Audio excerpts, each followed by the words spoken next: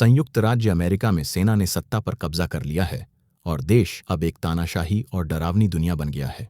यहाँ एक आदमी है जिसे मेजर कहा जाता है, वही इस शासन का एकमात्र नेता है। आखिरकार यह शासन एक खतरनाक प्रतियोगिता शुरू करता है जिसे लॉन्ग वॉक कहा जाता है। इस प्रतियोगिता का विजेता प्रसिद्धि, धन और एक ऐसी इच्छा पूरी करवा सकता है जो वह चाहे।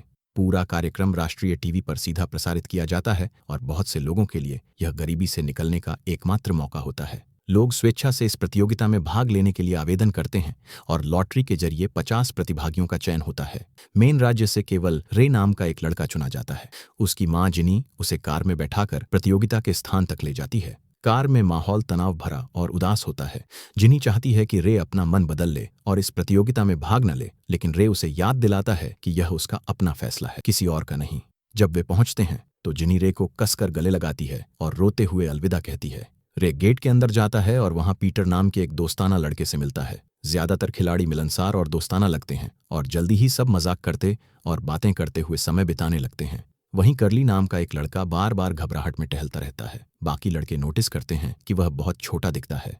वह कहता है कि उसकी उम्र 18 साल है, लेकिन कोई भी उसकी बात पर यकीन नहीं करता। थोड़ी देर बाद मेजर वहां आता है और हर लड़के को उनका तय किया गया नंबर वाला धातु का टैग देता है। वह कहता है अब से वे सब लड़के नहीं बल्कि मर्द हैं। फिर वह से एक भाषण देता है। वह बताता है कि लॉन्ग वॉक इसलिए शुरू की गई थी ताकि देश के लोगों में मेहनत की भावना और काम की कीमत दोबारा जगा सके, क्योंकि युद्ध के बाद देश की आर्थिक हालत बहुत खराब हो गई थी। मेजर कहता है कि हर साल इस इवेंट के बाद देश में उत्पादन बढ़ जाता है, इसलिए उसे पूरा भरोसा है कि यह तरीका काम करता है और देश की असली समस्या आलस्य है, न कि गरीबी। जब वह बोल रहा होता है तब सभी प्रतिभागियों को एक एक कंगन दिया जाता है जो उनकी चलने की रफ्तार को मापेगा। इसके बाद मेजर नियम समझाता है, सबको लगातार चलते रहना होगा जब तक सिर्फ एक व्यक्ति न बच जाए। कोई फिनिश लाइन नहीं है। उन्हें कम से कम 3 मील प्रति घंटे की रफ्तार बनाए रखनी होगी। अगर कोई उससे धीमा चलता है तो उसे एक चेतावनी मिलेगी। अगर 10 सेकंड में स्पीड नहीं बढ़ाई तो दूसरी चेतावनी मिलेगी। 3 चेतावनियों के बाद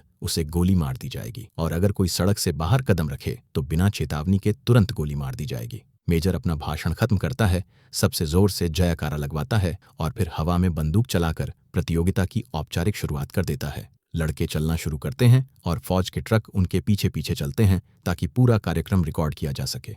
इलाका सूना और उदास है क्योंकि भीड़ को केवल आखिरी हिस्से में खड़े होने की अनुमति होती है। शुरुआत में सिर्फ सड़क के किनारे रहने वाले लोग देखने के लिए बाहर आते हैं। जैसे ही लड़के गुजरते हैं, एक पुलिस वाला सलाम करता है, लेकिन गैरी चिढ़कर उससे मध्यमा उंगली दिखाता है और जमीन पर थूक देता है। शुरुआत में सभी लड़के बहुत गंभीर और ध्यान केंद्रित रहते हैं, लेकिन जब वे 5वें मील पर पहुंचते हैं तो कई लड़के आपस में बातें करने लगते हैं। स्टीबन थोड़ा धीमा चलता है और तुरंत उसे एक चेतावनी मिल जाती है तो वह तुरंत अपनी रफ्तार ठीक कर लेता है। बाकी लड़के सोचते हैं कि शायद उसने यह जानबूझकर किया हो ताकि नियमों की सीमा परख सके। इसी बीच गैरी को अपने जूते में एक पत्थर महसूस होता है। वह रुककर जूता निकालने लगता है और तभी सैनिक उसे चेतावनियां देना शुरू कर देते हैं। तीसरी चेतावनी तक एक सैनिक गोली चलाने की तैयारी कर लेता है, लेकिन गैरी ठीक समय पर जूता पहन लेता है और फिर से चलने लगता है।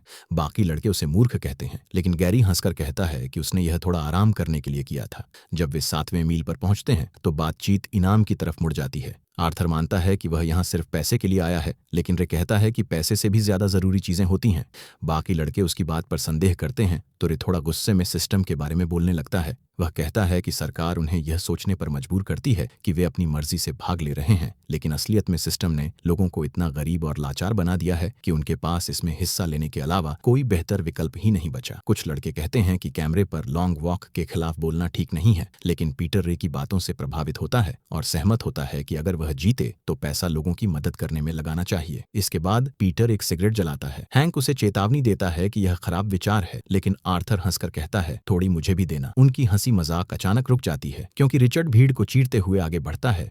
वह सबके नाम और नंबर लिख रहा होता है क्योंकि वह लॉन्ग वॉक पर एक किताब लिखना चाहता है जो उसे मशहूर बना देगी। पीटर यह सुनकर कहता है कि यह बिल्कुल बेवकूफी है, क्योंकि अगर रिचर्ड जीत गया तो वह वैसे ही अमीर और मशहूर हो जाएगा। कुछ देर बाद कर्ली अचानक दर्द से चिल्ला उठता है क्योंकि उसकी टांग में बहुत तेज ऐंठन हो जाती है। वह धीरे चलने लगता है और सैनिक उसे चेतावनी देते हैं। रे उसकी मदद के लिए आगे आता है और उसे सहारा देकर चलाने की कोशिश करता है, जबकि पीटर दोनों को हौसला बढ़ाने वाली बातें कहता रहता है। रहता है। करली थोड़ी देर के लिए हिम्मत जुटाकर खुद चलने की कोशिश करता है, लेकिन दर्द इतना ज्यादा होता है कि वह जमीन पर गिर पड़ता है। तीसरी चेतावनी के बाद एक सैनिक करली के सिर में गोली मार देता है। यह दृश्य देखकर रे हक्का बक्का रह जाता है और धीमा पड़ जाता है, जिससे उसे भी एक चेतावनी मिल जाती है। पीटर तुरंत उसे पकड़कर आगे बढ़ने के लिए धकेलता है ताकि वह भी मारा न जाए। थोड़ी देर बाद मेजर सड़क पर आता है और करली के लिए एक भाषण देता है। वह कहता है कि उनका एक साथी गिर गया है और उसे उसकी बहादुरी के लिए याद रखा जाना चाहिए। रे एक सैनिक से अपनी पानी की बोतल फिर से भरने के लिए कहता है और ऐसा करते हुए सैनिक की बंदूक को हल्के से छूता है, जैसे कोई बुरी नजर से बचने के लिए लकड़ी पर दस्तक देता है। थोड़ी देर बाद पीटर को पेशाब करनी होती है तो वह बीच सड़क पर ही पेशाब कर देता है। जब वे 17वें मील पर पहुंचते हैं तो सड़क के किनारे एक लड़की खड़ी होती है जो रे के लिए तख्ती लहराते हुए उसका उत्साह बढ़ा रही होती है। बाकी लड़के उसे चिढ़ाते हैं कि उसकी तो फैन फॉलोइंग शुरू हो गई। हालांकि लड़की बहुत छोटी उम्र की लगती है। अचानक एक लड़के को दौरा पड़ता है और वह सड़क पर गिर जाता है। सैनिक उसे चेतावनियां देते हैं, जबकि गैरी उसके ऊपर से कूदकर निकल जाता है और मजाक उड़ाता है कि उसने अपनी बीमारी छिपाई थी। थोड़ी देर में सैनिक उस बीमार लड़के को गोली मार देते हैं। गैरी हंसकर कहता है, अब तो हमें खुश होना चाहिए, एक प्रतियोगी कम हो गया। जब वे 25वें मील पर पहुंचते हैं, गैरी एक लड़के रैंक को परेशान करने लगता है। रैंक पहले तो उसे नजरअंदाज करता है, लेकिन जब गैरी उसकी मां का अपमान करता है तो रैंक गुस्से में उस पर हमला करने की कोशिश करता है। गैरी तेजी से उसके सारे मुक्कों से बच जाता है और रैंक जोर से जमीन पर गिर जाता है। वह समय पर उठ नहीं पाता और सैनिक उसे भी गोली मार देते हैं। बाकी लड़के गैरी पर चिल्लाने लगते हैं और उसे दोष देने लगते हैं कि रैंक की मौत उसकी वजह से हुई। वे कहते हैं कि उन्हें इंतजार है जब गैरी की बारी आएगी और वह भी मारा जाएगा। कुछ देर बाद एक और लड़का चलते चलते अपनी पैंट नीचे करता है क्योंकि उसे शौच करनी होती है। वह चलते हुए इसे करने की कोशिश करता है, लेकिन चाहे जितना भी जोर लगाए वह धीमा पड़ जाता है और सैनिक उसे भी गोली मार देते हैं। जब वे 35वें मील पर पहुंचते हैं, मेजर फिर आता है और उन्हें पहली रात पूरी करने पर बधाई देता है। वह बड़ी बड़ी बातें और देशभक्ति वाले शब्द इस्तेमाल करता है ताकि उन्हें यकीन दिला सके कि यह एक उच्च और महान उद्देश्य के लिए है। रे अब बहुत थक चुका होता है और चलते चलते झपकी लेने लगता है। उसे अपनी मां के बारे में सपना आता है। धीमा होने पर सैनिक उसे चेतावनी देते हैं और पीटर तुरंत उसे जगाता है। चलते चलते वे अपने परिवारों के बारे में बातें करते हैं, लेकिन रे ध्यान खो देता है और फिर धीमा हो जाता है। उसे दूसरी चेतावनी मिलती है। वह जल्दी से रफ्तार बढ़ाता है, लेकिन कुछ कदमों बाद ठोकर खाकर गिर जाता है और अब उसे तीसरी चेतावनी मिल जाती है। अब नियम के अनुसार रे को लगातार 3 घंटे बिना गलती किए चलना होगा, तभी उसकी चेतावनियां मिटेंगी। पीटर उसे हिम्मत देने की कोशिश करता है, लेकिन रे घबरा जाता है और चिढ़कर कहता है कि तू बस दिखावा कर रहा है कि तुझे परवाह है। उसी समय वे एक खड़ी पहाड़ी पर पहुंचते हैं जहां चलना और भी मुश्किल हो जाता है। सबके पैर भारी पड़ने लगते हैं। कई लड़के गिर जाते हैं और सैनिक उन्हें गोली मार देते हैं। रे पीछे हो रही मौतों को अनदेखा करने की कोशिश करता है, लेकिन गैरी का ताना मारना उसे परेशान करता रहता है। धीरे धीरे रे की रफ्तार कम होने लगती है, पर पीटर उसे समय रहते पकड़ लेता है और गिरने से बचा लेता है। रे उसकी मदद की कद्र करता है और पहले की अपनी गुस्से वाली बात के लिए माफी मांगता है। सुबह होते होते लड़के 59वें मील पर पहुंच जाते हैं। पिछली रात पहाड़ी पर हुई सारी मौतों के बाद अब सिर्फ 18 खिलाड़ी बचे हैं। जब वे 67वें मील पर पहुंचते हैं, हैंक अब मुश्किल से टिक पा रहा होता है। पीटर उसकी हालत देखने जाता है, लेकिन हैंक चिढ़कर उसे डांट देता है और कहता है कि वह अपनी चिंता खुद कर सकता है। इसी दौरान रिचर्ड मोड़े हुए टखने के साथ चल रहा था और आखिरकार धीमा पड़ने लगता है। सैनिक उसे चेतावनी देते हैं और रे उसे आगे बढ़ने के लिए हौसला देता है, लेकिन रिचर्ड अब और आगे नहीं चल पाता और गिर पड़ता है। एक सैनिक उसके सिर में गोली मार देता है और पास में 2 बच्चे यह सब देख रहे होते हैं। जब मार्च 100 मील पर पहुंचता है तो मेजर फिर आकर उन्हें बधाई देता है। एक लड़का भागने का मौका पाकर इमारत में दौड़ता है, पर सैनिक तुरंत उसे गोली मार देते हैं। 103वें मील पर लड़के अपनी अपनी इच्छा के बारे में बात करते हैं। पीटर कहता है कि वह चाहेगा कि 2 विजेता हों, एक नहीं। रे चाहता है कि पूरा सिस्टम बदल जाए, लेकिन बाकी लड़के बताते हैं कि इच्छा सीधे राज्य को बदल नहीं सकती। वे गुस्से में आकर मेजर और प्रतियोगिता की गाली देने लगते हैं। शाम होते होते तेज बारिश होने लगता है। रे मुश्किल से जाग रहा होता है, इसलिए पीटर उसे सहारा देकर चलने में मदद करता है। सुबह होते होते वे 144वें मील पर पहुंचते हैं और आर्थर रुककर शौच करने लगता है। सैनिक जल्दी चेतावनी देते हैं, इसलिए उसे पूरा न करके भी चलना पड़ता है। लड़के एक दूसरे से बात करते रहते हैं ताकि थकान भूल जाए। तब रे पीटर को अपने पिताजी के बारे में बताना चाहता है, जिनको वह अपना हीरो मानता है। उसका पिता उसे अवैध विषय जैसे दर्शन शास्त्र पढ़ाया करते थे और सरकार ने उन्हें देशद्रोही कह दिया था। मेजर ने खुद उनसे कहा था कि वे अपनी पढ़ाई बंद कर दें और वफादारी की कसम खाएं, पर रे के पिता ने मना कर दिया और उन्हें तुरंत मार दिया। इसके बाद रे अपनी एक गुप्त बात बताता है। वह लॉन्ग वॉक में इसलिए शामिल हुआ है ताकि वह जीतकर एक बंदूक की इच्छा मांगे और मेजर को मार सके। रे सड़क के किनारे खड़े उन लोगों के बारे में गुस्से से बोलता है जो उनकी पीड़ा देखकर खुश होते हैं, लेकिन पीटर उसे याद दिलाता है कि वो लोग भी उसी सिस्टम के शिकार हैं। उन्हें बचपन से सिखाया गया है कि यह सब महान और सम्मानजनक है, इसलिए वे समझ नहीं पाते कि असल में यह क्रूरता है। जब मार्च 170वें मील पर पहुंचता है तो अब कोई भी बात करने के मूड में नहीं होता। एक लड़का जिसके पैरों से खून बह रहा होता है अब और दर्द सहन नहीं कर पाता। वह सैनिकों से मदद की भीख मांगता है और एक टैंक पर चढ़ने की कोशिश करता है। एक सैनिक तुरंत उसे नीचे धकेल देता है और टैंक उसके पैरों पर चढ़ जाता है। वह दर्द से चीखता रहता है, लेकिन फिर भी उसे चेतावनियां दी जाती हैं और कुछ देर बाद सैनिक उसके सिर में गोली मार देते हैं। यह दृश्य देखकर एक और लड़का पागल हो जाता है। वह अपने कपड़े उतारता है और सड़क से बाहर भागता है, जिसके लिए उसे भी गोली मार दी जाती है। शाम तक समूह 201वें मील पर पहुंचता है और हैंक अब मुश्किल से खड़ा रह पाता है। रे उसे हिम्मत देने की कोशिश करता है, लेकिन हैंक थक चुका होता है। वह मुड़कर सैनिकों के ट्रक की तरफ बढ़ता है और सैनिक उसी वक्त उसे गोली मार देते हैं। आर्थर टूट जाता है। वह दौड़कर अपने दोस्त को पकड़ लेता है जब वह मर रहा होता है, लेकिन ऐसा करने पर उसे चेतावनी मिल जाती है। इसलिए रे को उसे जबरदस्ती खींचकर पीछे लाना पड़ता है ताकि वह भी मारा न जाए। अगली सुबह वे 209वें मील पर पहुंचते हैं। अब केवल 6 लड़के बचे हैं। वे याद करते हैं कि हैंक की पत्नी थी और सब तय करते हैं कि जो भी जीतेगा वह इनाम का कुछ हिस्सा उसे देगा। इस बातचीत में गैरी शामिल नहीं होता, जिससे वह अकेलापन महसूस करने लगता है। वह रे के पास आता है और बताता है कि रैंक की मौत अब तक उसे सता रही है। वह कहता है कि उसने कभी नहीं चाहा था कि रैंक मरे। गैरी माफी मांगता है,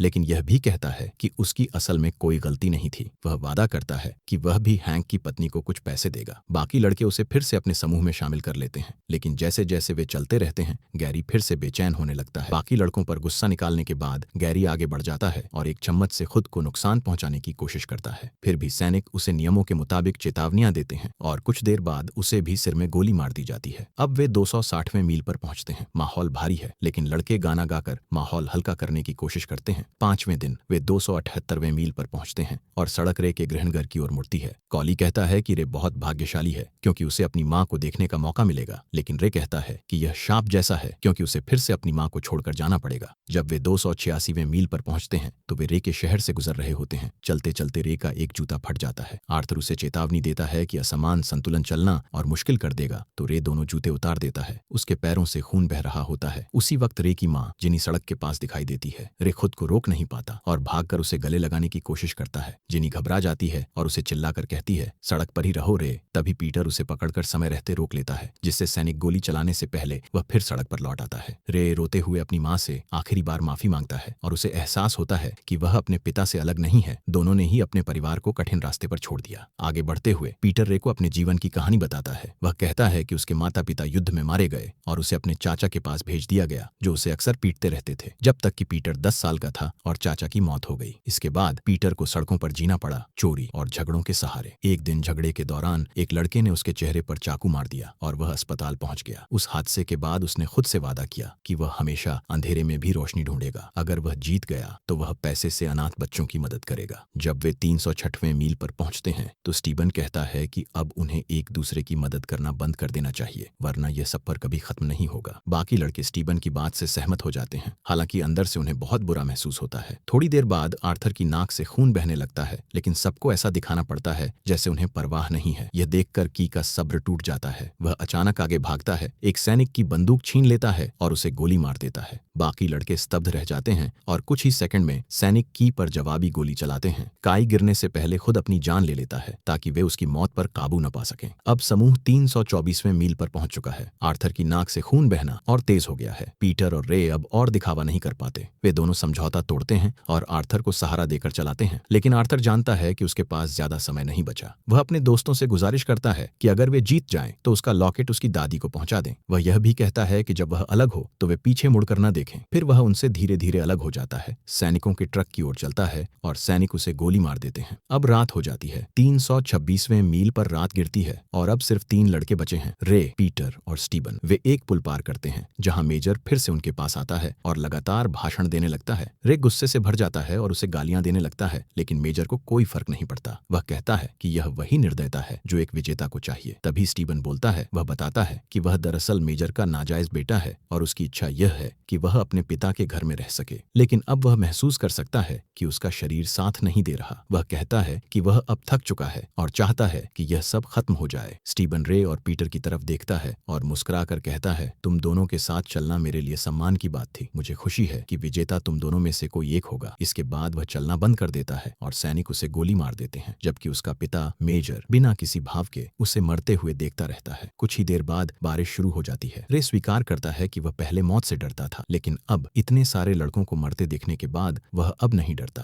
क्योंकि वह इस पल को महत्वपूर्ण मानता है। जब वे 331वें मील पर पहुंचते हैं तो वे एक शहर में आते हैं जहां विशाल भीड़ उनका स्वागत कर रही होती है। पीटर रुकता है और कहता है कि वह हार मानना चाहता है ताकि रे अपनी मां से मिल सके, लेकिन रे इसे मना कर देता है और पीटर को चलने के लिए मनाता है। पीटर आगे बढ़ जाता है, इस बात से अनजान कि रे पीछे रुक गया है। कुछ ही देर बाद सैनिक उसे गोली मार देते हैं। पीटर रे के पास वापस आने की कोशिश करता है, लेकिन अब वह विजेता है, इसलिए सैनिक उसे खींच कर ले जाते हैं। रे पीटर से कहता है कि वह उससे प्यार करता है और अपनी मां से माफी मांगता है। तभी मेजर सामने आता है और अंतिम गोली चलाकर रे को मार देता है। भीड़ खुश होकर जयकारा लगाती है और आकाश में आतिशबाजी होती है, जबकि पीटर टूट जाता है। मेजर उसे बधाई देता है और पूछता है कि उसकी इच्छा क्या है। पीटर कहता है कि वह एक सैनिक की बंदूक चाहता है ताकि वह इसे अपने बच्चों को दे सके और यह उसकी जीत का प्रतीक हो। सैनिक सतर्क रहते हैं, लेकिन मेजर कहता है कि पीटर एक अच्छा इंसान है, इसीलिए उसकी इच्छा पूरी करनी चाहिए। जैसे ही पीटर बंदूक पकड़ता है, वह मेजर की ओर निशाना लगाता है। मेजर उसे शांत करने की कोशिश करता है और याद दिलाता है मशहूरी और दौलत की, लेकिन रोता हुआ पीटर केवल कहता है ये रे के लिए है और मेजर को वहीं गोली मार देता है। इसके बाद वह बंदूक नीचे गिरा देता है और चलते चलते दूर चला जाता है।